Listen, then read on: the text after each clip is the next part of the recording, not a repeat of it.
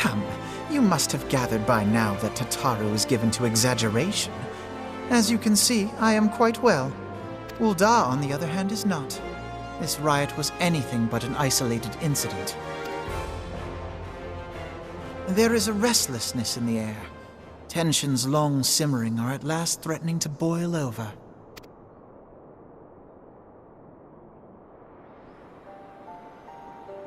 Ul'dah is a nation infamous for the great disparity between the wealthy and the poor. The majority of the populace accepts this state of affairs because they believe that every man bears responsibility for his own lot in life. To an Ul'dah, money is the foremost, and some would say the only measure of a man's worth. Small wonder that the wealthiest wield the greatest influence. So where do the refugees fit into this social hierarchy? What place is there for those who fled Alamigo and the destruction of the Calamity? Plainly, there is none. They have no wealth, no power, and no worth. To the Ul'dah way of thinking, they may as well not exist. Choosing to ignore their existence, however, is patently not an option.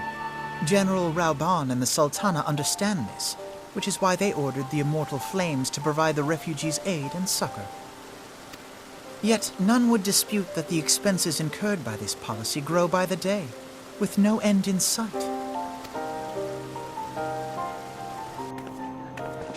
This has prompted more and more Ul'dahs to question their obligation to aid these worthless wanderers, while more and more refugees have come to resent their treatment at the hands of the sneering citizenry.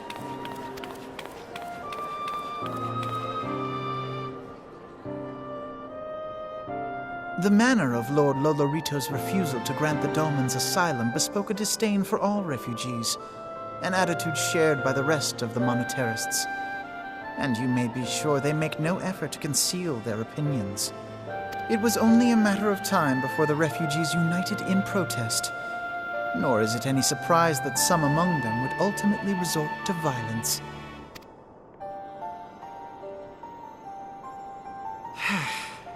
That the Immortal Flames should choose this of all occasions to engage in joint training exercises with the other Grand Companies. By the time they return, the situation may well have deteriorated beyond mending.